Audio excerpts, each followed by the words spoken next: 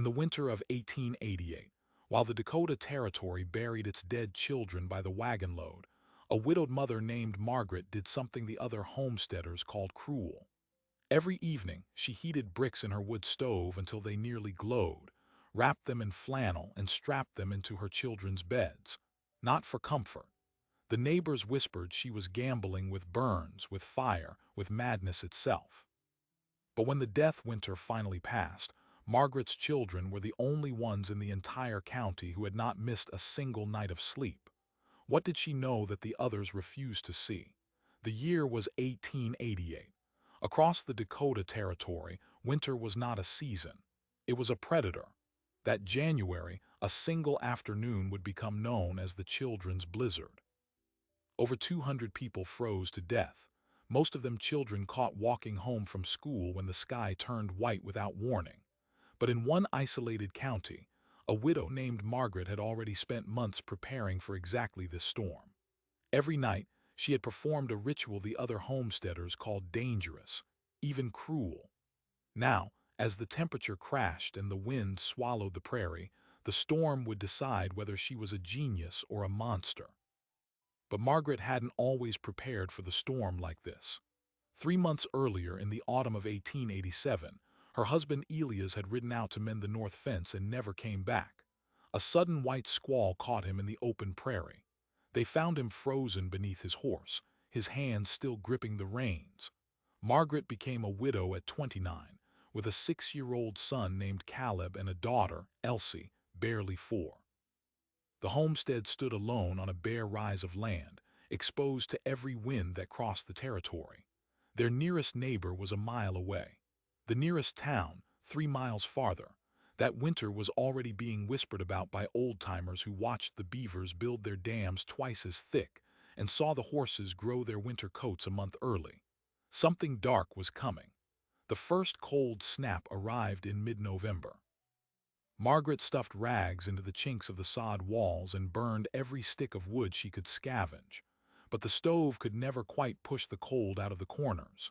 Each morning she woke to frost on the quilt and the children's breath puffing white in the dark air. Their little faces stayed pale, their fingers cracked and bled from the dry cold. She knew what the cold did to children. Her own younger brother had died of pneumonia when he was just 5, his lungs filling up with fluid while the family watched helpless. She would not let that happen to Caleb and Elsie. The idea came to her in the deep hours of a sleepless night, the kind of night when the wind moaned around the eaves, and the stove seemed to eat wood without giving anything back. She remembered the brick oven at the back of the stove, how it absorbed the heat of the fire and held it long after the flames died down. As a girl, she had sometimes warmed her hands against the bricks when she came in from the barn. She thought, what if she could take that heat and place it directly in her children's beds? Not the fire itself, not a hot coal that could burn, but the brick, wrapped in cloth, a steady, safe source of warmth that would last until morning. She tested it on herself first. The next evening, as the light faded, she pushed a single brick into the hottest corner of the oven and left it there through supper. After dark, she pulled it out with heavy rags, wrapped it in a scrap of old flannel, and laid it at the foot of her own bed beneath the blanket.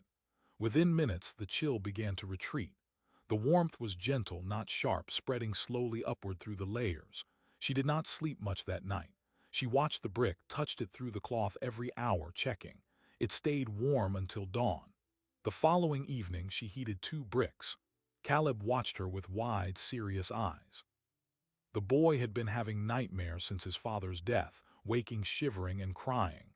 Margaret wrapped the brick until it was safe to the touch, then slid it beneath the quilts at the foot of his bed. She did the same for Elsie's trundle. She did not tell them what they were. She only said she had something new to keep the wind away. That night, neither child woke once. Morning came, and they were both still curled under their blankets, their breathing slow and even, their cheeks flushed with healthy color for the first time in weeks. Margaret understood then that she had stumbled onto something precious. But what she created next was not merely a one-time act of motherly care. It was a system. Every afternoon, she dedicated the hour before sunset to preparing the bricks. She would fire the stove extra hot, then slide the bricks inside the oven chamber. She learned exactly how long they needed to heat to hold their warmth through the long hours of darkness. She learned to rotate them, 2 new bricks each night while others cooled. She cut up old dresses to make thick flannel sleeves that could be tied shut. She taught Caleb how to test the cloth with his own hand to make sure it was not too hot. The routine became as fixed as sunrise. It was not easy. Bricks were heavy. Carrying them inside from the pile behind the house in the dark, and the wind was exhausting. The stove burned more wood, and there was the ever-present danger. If a brick cracked from the heat, it could split and spill hot clay into the bedding. If she miscalculated the wrapping, a child could be burned. Margaret understood the risks perfectly, but she also understood the risks of doing nothing: frostbite, hypothermia, the slow, creeping death that came for the smallest ones first. So she tightened the flannel seams, checked the cloth twice, and trusted her own hands. She told no one outside the house at first. She had no desire to explain herself to the other homesteaders, who already looked at a woman alone with pity mixed with suspicion. But secrecy was impossible on the prairie. A week after she began, Mrs. Haverson from the next claim came by to return a borrowed kettle. The sun was just down, the lamp not yet lit, and from the doorway she saw Margaret kneeling beside Elsie's bed, sliding something wrapped in white cloth under the foot of the covers. The older woman's eyes narrowed. "What is that?" she asked. Margaret rose slowly. "A brick from the oven. It keeps her warm." Mrs. Haverson stared. She was a sturdy, practical woman who had buried 2 of her own children. She knew the cold as well as anyone, but the idea of putting a hot brick into a child's bed struck her as reckless. "You'll set the quilts on fire or cook the child's legs while she sleeps." "It's wrapped," Margaret said. "I've tested it. It stays warm, not hot." Mrs. Haverson stepped forward, felt the cloth over the brick, and found it only comfortably warm. Her face did not lose its frown, but something shifted behind her eyes. She said nothing more. She left without another word, and Margaret knew the news would spread. It did. Within days, the widowed mother's brick madness became the talk of the sparse community. Some said she was pampering the children, making them soft. Others said she was a fool who would wake one night to find her house aflame. Most said nothing to her face, but Margaret felt the weight of their judgment each time she went into town for supplies. The storekeeper, a thin-lipped man named Larson, once looked at the bricks she was buying, a dozen more for the extra cold she knew was coming, and said flatly, "Most folks just use quilts." "Most folks lose children to the cold," Margaret answered. The store fell silent. She paid and walked out into the wind, and still the cold deepened. The first true blizzard of the season was gathering far north of the territory, building over the ice sheets of Canada. The same old-timers who had watched the beavers now watched the clouds and said nothing. The silence was worse than any warning. Margaret felt it in her bones. She redoubled her efforts, heating the bricks earlier, checking the flannel wrappings for any sign of wear. At night, while the wind howled and the house groaned, she would kneel beside the children's beds and place her hand over the hidden warmth beneath the quilts. The bricks glowed softly through the cloth like buried embers. The children slept, and the storm drew closer with every hour. On the morning of January 12th, the sky over the Dakota Territory did not darken gradually. It closed like a door. One moment the winter sun was pale and distant. The next, a wall of white swallowed the horizon whole. The temperature dropped 30 degrees in under an hour. Livestock froze in their tracks. Men caught in the open lost all sense of direction within 10 steps of their own barns. This was not an ordinary storm. This was the children's blizzard, and it had arrived with the silence of a held breath followed by a scream. Inside her sod cabin, Margaret was already moving. She had seen the sky change from the window and recognized the stillness for what it was. The bricks had been in the oven since noon. Now she pulled them out one by one with heavy rags, wrapped them in fresh flannel, and carried them to the children's beds. Caleb was kneeling by the stove, his face pale. Elsie began to whimper at the sound of the wind. "Quiet now," Margaret said, her voice steady. "We have practiced this." She tucked the bricks beneath the quilts, one at the foot and one along the side of each bed, then pulled the blankets up to their chins. The warmth spread slowly, gently, as it always did. Then she sat in the rocker between them and waited. The storm hit the cabin like a fist. The walls groaned. The shutters rattled so violently that Margaret feared the leather hinges would tear. The wind found every crack, hissing through the sod, filling the air with a fine dust of snow that swirled in the lantern light. The stove glowed red, but the heat seemed to vanish before it could reach the corners. Caleb cried out. Elsie clutched her blanket and the brick beneath it. Margaret spoke to them in low tones, telling the story of how their father had once ridden through a summer storm, how he had laughed at the thunder. The words were a shield. The storm raged, but the children did not shiver. Beneath their quilts, the bricks radiated a steady, constant heat. They fell asleep listening to their mother's voice, while outside the world turned to ice. Now, as Margaret kept her vigil, a different scene was unfolding 5 miles away at the little prairie schoolhouse. The teacher, a young woman named Ada Dunham, had come to the territory only the year before, fresh from a normal school in Ohio. She had 23 children in her care that day, ranging from 6 to 14 years old. When the sky went black at midday, she had made the first of many quick decisions. She would not dismiss the school. She knew what walked home could mean in a whiteout. Better to keep them together and wait. She sent the oldest boy to fetch extra wood from the lean-to. She had the girls tear strips from an old feed sack to seal the worst drafts around the windows. But as the temperature plummeted, it became clear the little pot-bellied stove was no match for the fury outside. The children huddled near the stove, but the cold was winning. Their breath came in visible puffs even with the fire roaring. Their hands turned blue, then white.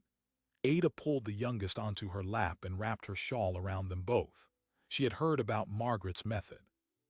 The widow woman with the bricks. She had dismissed it herself privately as the desperate measure of a grief-stricken mother who had lost her husband and her reason. Now, watching the frost form on the children's eyelashes, she would have given anything for one of those bricks. Then she remembered.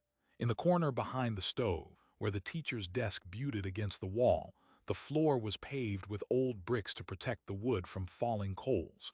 They were not the same as Margaret's, but they were bricks. She grabbed the fire shovel and, with the oldest boy helping, levered up 2 of them from the floor. They were packed with frozen dirt. She pushed them deep into the stove box, directly into the flames, and told the children to pile more wood. The fire hissed and crackled. 20 minutes passed. The storm screamed. Ada pulled the first brick from the stove with the shovel, its surface glowing a dull red. She dropped it onto the hearth and, using her thick wool scarf, wrapped it layer upon layer until she could hold it safely. She placed it in the lap of the smallest child, a boy of 6 named Thomas, whose lips had gone gray. Then she went back for the next brick. One by one, she heated every brick she could prize from the foundation. She tore her spare apron, then her own petticoat, into wrapping cloth. The older children helped, carrying the warm bundles to the smaller ones, sharing the heat. Within an hour, every child in that schoolhouse was holding a wrapped brick against their chest or pressed beneath their feet inside their boots. The stove still roared, but the bricks made the difference. The cold could not steal the core warmth they had now buried beneath the blankets, coats, and rags. The children stopped shivering. They sat in a tight circle, their faces lit by the stove's glow, and watched the storm through the frosted windows, no longer afraid. But outside, across the county, the blizzard was taking a toll no one would fully count for days. Homesteaders caught in the open froze standing up, their hands frozen to the ropes of their sleighs. Families huddled in their cabins, burning furniture and straw, watching the roofs bow under the weight of drifts. And children who had been sent home from other schools, or who had tried to run for shelter, were lost. Their footprints filled with snow moments after they passed. Some never made it 100 yards. By nightfall, the death count had already begun to climb, whispered in frantic prayers inside the deepest darkness any of them had ever known. Miss Dunham did not know any of this yet. She only knew that the storm showed no sign of relenting and that the bricks were growing cold again. She reheated them throughout the night, rotating them through the stove, never letting the last bit of warmth expire. She watched the children breathing, counted each rise and fall of their chests, and prayed to a God she had not spoken to since childhood. By morning, January 13th, the blizzard had still not released its grip. The wind howled for another full day, and inside the schoolhouse the bricks never stopped. At Margaret's cabin, the dawn of the second day came pale as old bone. She had not slept. She had fed the fire, checked the children's temperatures by pressing her lips to their foreheads and listened to the wind. The bricks had held. Caleb woke hungry, Elsie cross but lucid. Neither had a cough, neither had the glassy stare that precedes fever. They were alive and warm. When the storm finally broke late on the 14th, the silence it left behind was the loudest sound Margaret had ever heard. She pushed open the door to a world carved from white marble. The drifts were taller than a man, sculpted by the wind into sharp crests and hollows. The barn roof was half buried. The outhouse had vanished entirely. But the chimney smoke rose straight upward into a cloudless sky. They had survived. It took another day before the first rider came through the drifts from town. It was Mrs. Haverson's husband, Carl, his face raw from the wind, his eyes red-rimmed. He brought news. 11 children had died in the county on the first afternoon alone. More were missing. The little prairie schoolhouse, Margaret asked. His answer stunned her. All alive, every single one. The teacher had done something, used bricks from the floor, heated them in the stove, just like the widow's trick. Margaret stood in the snow, holding her own 2 children's hands, and listened to the man describe a miracle built on her madness. The teacher had told everyone what she had done. She had said, "I only did what Margaret taught us." And in that moment, the wind that had buried the county had also buried the scorn. The method that had made her an outcast had just saved 24 children from the grave. The woman who had been called reckless was now the woman whose name would be spoken with something close to awe. But not everyone was ready to accept it, because there is always a cost to being right before your time. And Margaret's reckoning had only just begun. In the days after the blizzard, the county took inventory of its dead.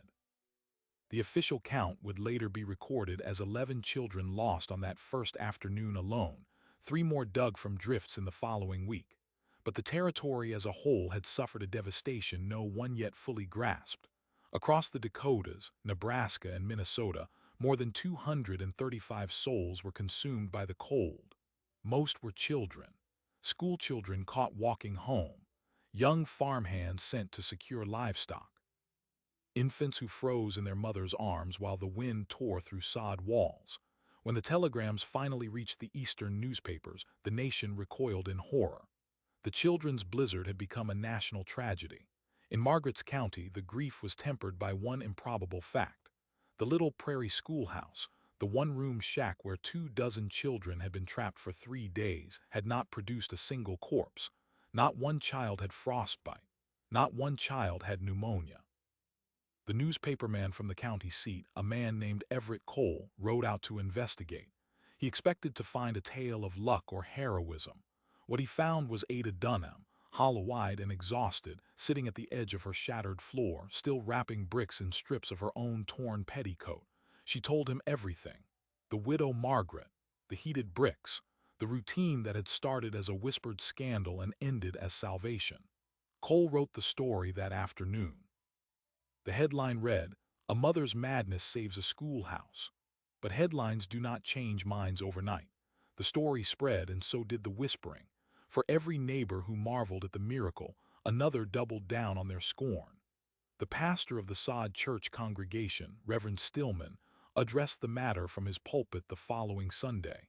He spoke of providence, of God's appointed time for every soul, and warned against the sin of trusting in bricks over prayer. He did not name Margaret, but everyone knew.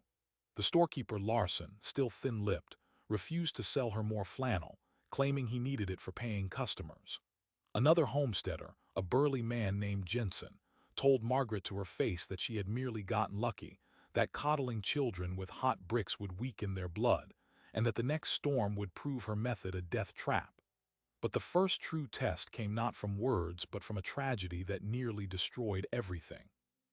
3 weeks after the blizzard, in a settlement 20 miles east, a farmer named Orville Beck tried to replicate Margaret's method.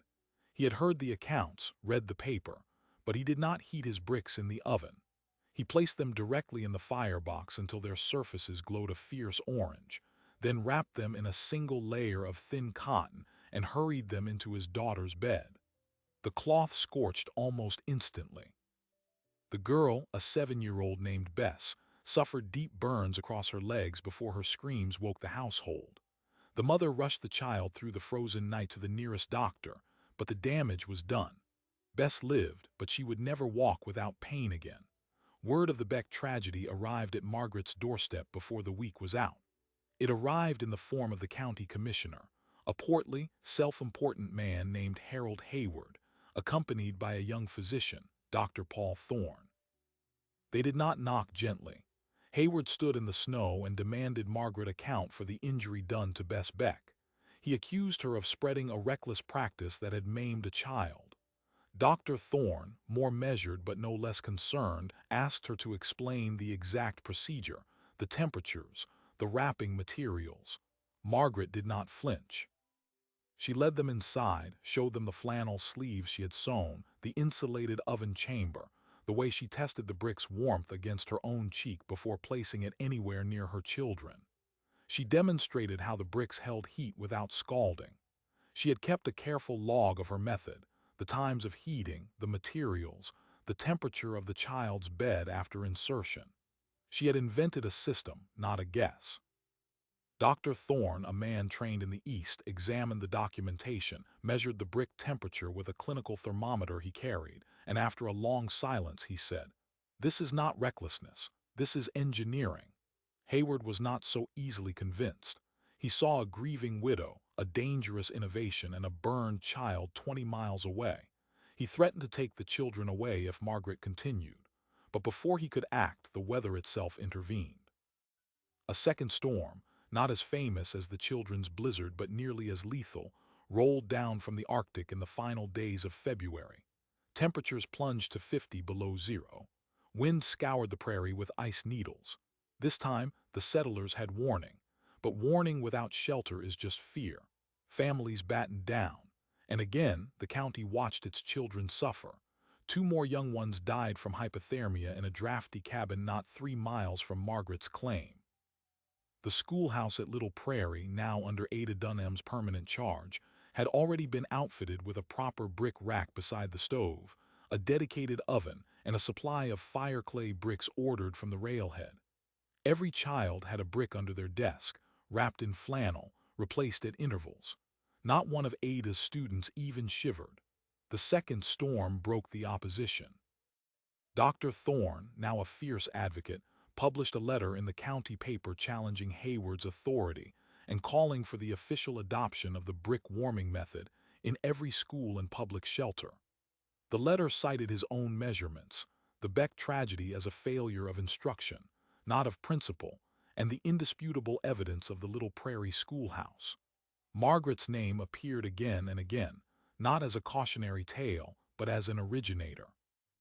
Hayward, cornered by the cold arithmetic of dead children versus living ones, summoned a county meeting at the general store. All the homesteaders came. Temperatures in the room were as frigid as outside. Margaret stood at the front, her children beside her. She did not deliver a grand speech. She laid out a brick, a flannel sleeve, and a small bed frame, and she performed her routine in silence while the crowd watched. When she had finished, the room was quiet. Then Mrs. Haverson rose from her chair.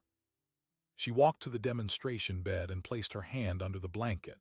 "It's not hot," she said loudly. "It's warm. It's just warm." The dam of resistance cracked. A week later, the county board unanimously voted to adopt what they formally titled the Margaret Method of Nocturnal Thermal Regulation for At-Risk Children. They would teach it at the spring community meetings. They would supply bricks to every school. The Methodist Ladies' Auxiliary would sew flannel sleeves as a charitable project. The storekeeper Larson, suddenly eager to be on the right side of history, offered to donate the first 100 bricks. And then something else happened, something no one had predicted. Ada Dunham, the teacher who had first copied Margaret's method in a moment of desperation, took the routine a step further. She understood that the bricks could do more than keep children alive through a blizzard. They could keep them in school. Before the long winter, attendance in the prairie schools dropped by 2/3 when the cold set in. Children stayed home, not because they were lazy, but because the walk to school could be fatal, and the schoolhouse itself was often colder than the barn. Ada proposed a new design, a warming station inside the coachroom, a row of hot bricks on a shelf where every child could pick one up upon arrival and place it in their lap during lessons. She tested it for a month. Attendance at Little Prairie stayed at nearly 90% through the whole of March, while other schools sat empty. The county commissioner's office, now fully converted, dispatched messengers to neighboring counties. The Margaret method began to appear in the letters of farmers and doctors across the territory. A Chicago newspaper picked up the story, framing it as a frontier innovation born from a mother's love. Letters poured in from eastern states asking for the specifications. By the spring thaw, Margaret's name was being printed in legislative reports on rural child health. She had become something more than a survivor of the children's blizzard. She had become the woman who had taught winter to respect the lives of the smallest. But for Margaret herself, this newfound fame was a quiet burden. She had never sought notoriety. She had only sought to keep her children warm. Now, standing in the pale April sunlight outside her cabin, watching the snow melt into the dark soil, she understood that the world had taken her simple routine and turned it into a movement. And a movement, she knew, would attract its own storms. Not of wind and ice, but of jealousy, ambition, and the ever-present hunger to own a good idea. The man who was about to arrive from the territorial capital would offer her everything she had never wanted. And in accepting it, she would begin the final battle of her life. The man who arrived at Margaret's door in the soft light of late April was not a farmer.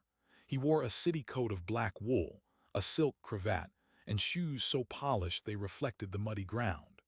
Behind him stood a wagon loaded not with goods but with paper, contracts, prospectuses, a portable writing desk. He introduced himself as Arthur T. Pemberton, an agent of the Territorial Investment Company, and he had come 120 miles by rail and wagon for one purpose: to buy the Margaret method.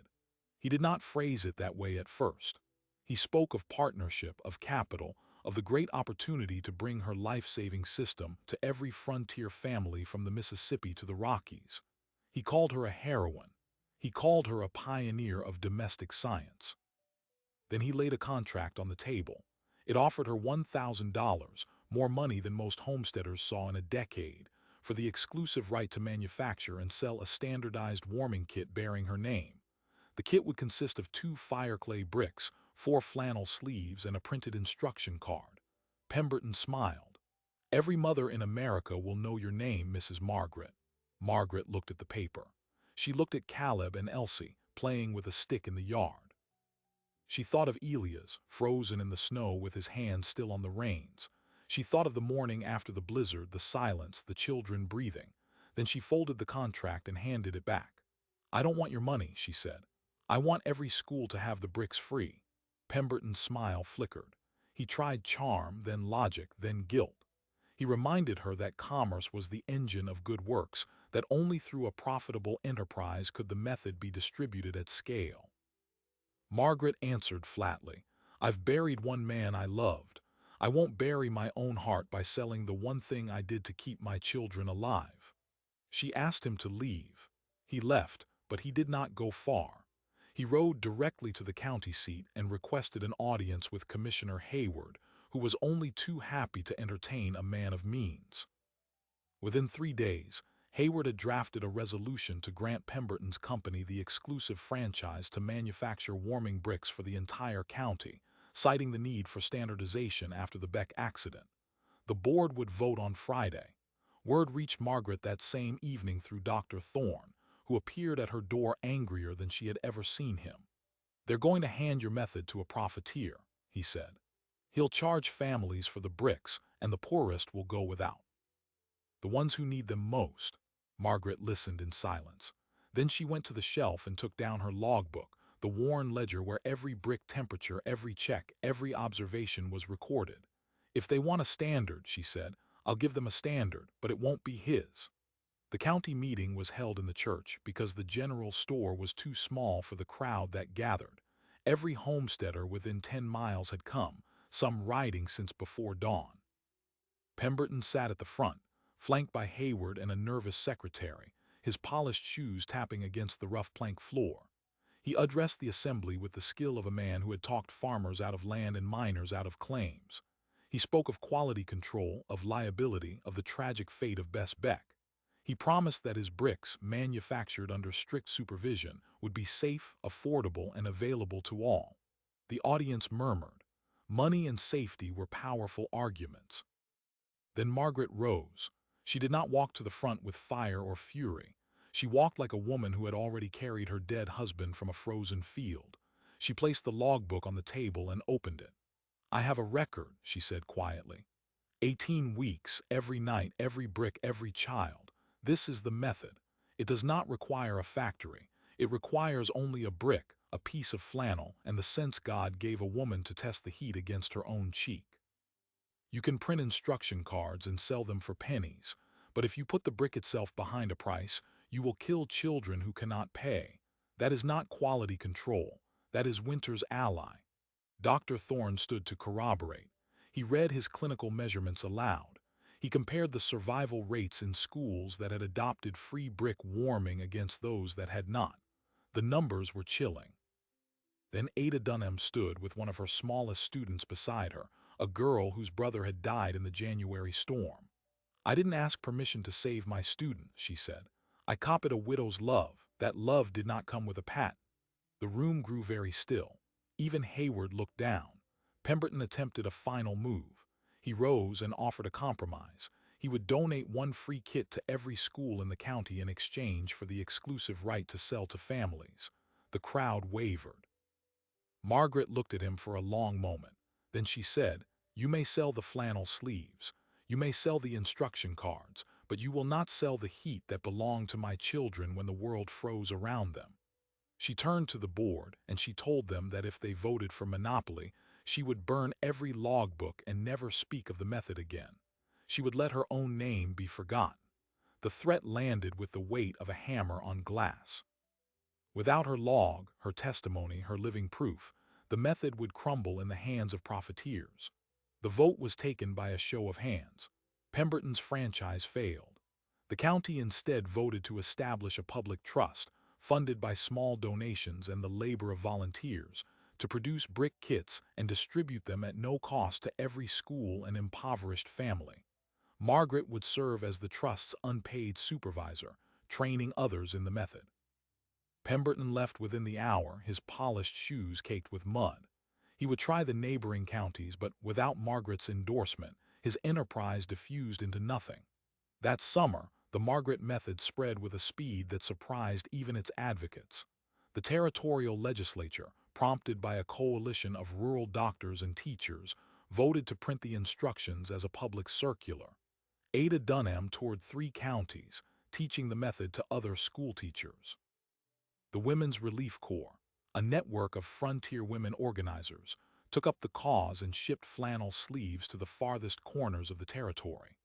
A soapstone quarry in Minnesota began cutting bed warmers to match Margaret's specifications, and the territorial governor wrote her a letter of commendation that she kept folded in her Bible. She never did cash a single royalty. She never grew wealthy, but she never again had to defend her own reason to her neighbors. Yet the final test of the method did not come during another blizzard. It came in the coldest month of a year that no one had marked for tragedy. February of 1891 arrived even more bitter than the year of the children's blizzard. Temperatures plunged to 60 below. Schools closed for weeks. But now, across the territory, the warming stations were ready. Bricks stood in racks by the stoves of 52 schoolhouses. Families had adopted the method in their own homes. When the bitter cold receded, the county counted its dead. Among children who attended schools with brick warming, the mortality rate from cold-related illness had dropped by more than half compared to the previous decade. Among families who had been taught the full routine, child pneumonia deaths fell below any recorded winter in the territory's history. The numbers were so dramatic that they caught the attention of a young public health researcher named Dr. Elizabeth Carrington, who rode hundreds of miles to interview Margaret in the spring of that year. Carrington stayed 3 days. She documented every detail of the method, its origin, its evolution. She measured the temperature curves of the bricks, charted the onset of fatal hypothermia against the window of intervention the bricks provided. Then she asked Margaret a question that had not occurred to the newspapers or the politicians. Why did you not give up? She asked. When the neighbors mocked you, when the reverend called it a sin, when a child burned 20 miles away, what kept you certain? Margaret sat by the stove, her hands resting in her lap, the same stove where she had heated the bricks 1,000 times. I held my husband's cold hands after he died, she said. I told myself I would never hold my children's cold hands. So I didn't. Mockery didn't change the temperature. Certainty didn't matter. Only heat mattered. Carrington published her findings the following winter. The paper, titled Conductive Warming as a Prophylaxis Against Hypothermic Infant Mortality in the Northern Plains, circulated in medical journals across the country. It credited Margaret not as a folk hero but as an empirical innovator. The term Margaret method entered the medical lexicon. By the turn of the century, a brick wrapped in flannel had become a standard item in the public health recommendations for poor families in cold tenements in New York, Boston, and Chicago. Social reformers distributed them by the thousands. A simple idea, born in a sod cabin on the bare prairie, had traveled farther than its inventor ever would. Margaret lived another 31 years after the children's blizzard. She saw Caleb become a county doctor, the first in the territory to carry a clinical thermometer into every sick room, because he had grown up watching his mother test a brick's warmth against her own cheek. Elsie became a teacher, trained at Ada Dunham's own school, and taught 2 generations of children the method that had saved her life. The veil-like cedar rings of the earlier story found an echo in the rings of warmth that Margaret's simple routine had cast outward year after year, protecting the smallest from the darkest cold. But the most surprising detail of all was not recorded in the medical journals. It was found, decades later, in a letter locked in the county archive. The letter was from Orville Beck, the father of the burned girl. After the tragedy, he had become the most fierce opponent of the method. But the county's free kit program had eventually reached him, and a trained volunteer had shown him the proper technique. He wrote to Margaret 2 years after the incident. Your way saved my 2 others last winter. I hated you because I hurt my own child. I know now the fault was mine. Please forgive me. Margaret had kept the letter in her own box of private papers, tied with a ribbon, unread to anyone until after her death. Margaret died in the spring of 1922 at the age of 63 of a heart ailment unrelated to the cold. The morning of her funeral broke bright and mild. The minister who spoke noted that she had never given a sermon, never held office, never sought fame. And yet more children lived because of her hands than anyone in that county would ever count. The legacy was not the brick. The brick was just clay and fire. The legacy was the understanding that winter did not have to win, that the cold could be taught to break on human care, that a mother's love could be engineered into a system, and that system could outlast her. The question that remained, the one the out-of-town reporter asked the older homesteaders, was not whether Margaret had been a genius or a fool. It was why it had taken so many dead children for the world to listen. The answer to that question says as much about the frontier as it does about any age that confuses authority with wisdom. Margaret was not a physician or an inventor. She was a mother who had held her husband's frozen body and decided, with a clarity born of grief, that her children would not follow him. The people who should have been her first allies, the pastor who spoke of providence, the storekeeper who hoarded flannel, the commissioner who saw a burned child and blamed the method, they were the ones who turned her into an outcast. In a place where survival was already fragile, a woman alone with an unproven idea was an easy target. The community needed to believe that winter was an act of God, not a problem that could be engineered away. Margaret's bricks were an uncomfortable challenge to that fatalism. But the cold does not argue. A brick wrapped in flannel retains heat regardless of who believes in it. That is the stubborn truth at the center of this story. A simple, low-tech intervention worked. It worked without institutional approval, without commercial distribution, without the sanction of men who held power. It worked because Margaret refined it night after night, kept a logbook, tested the warmth against her own skin. She practiced evidence-based care decades before the term was invented. Today, we might call her approach appropriate technology, a solution made from local materials, replicable by anyone, costing almost nothing, saving lives at scale. The Margaret method spread from sod cabins to urban tenements, from one-room schoolhouses to public health manuals. But the deeper lesson is not about bricks. It is about the origin of useful knowledge. The people closest to a problem are often the ones who hold the solution. They are also the ones least likely to be heard. How many other Margarets have been dismissed as reckless, superstitious, or simply poor? How many life-saving routines have been buried beneath the weight of official indifference before they could ever be shared? The wind still crosses the Dakota plains every winter. The cold still takes the unprepared. Yet every time a parent warms a blanket on a radiator, tucks a hot water bottle into a child's bed, or presses a microwave heating pad against small cold feet, they are tracing a line back to a widow's stove and a flannel-wrapped brick. Margaret's legacy is not a monument. It is the quiet continuation of a care practice that outlasted empires and technologies. The children's blizzard is remembered as a meteorological horror and a failure of warning systems. But inside that tragedy, a victory bloomed. Margaret stood at the intersection of catastrophe and care, and she chose care. That choice moved outward, through Ada Dunham, who saved her students, through Dr. Thorne, who made the medical case, through the territorial legislators who finally listened. Thousands of children lived because one woman refused to accept that the cold was stronger than a mother's love. If you want to uncover more forgotten stories of ordinary people who reshaped the world, subscribe now. Witness the history that textbooks left behind. Because the most transformative ideas often start not in laboratories, but in the desperate hours when someone simply refuses to let the darkness win.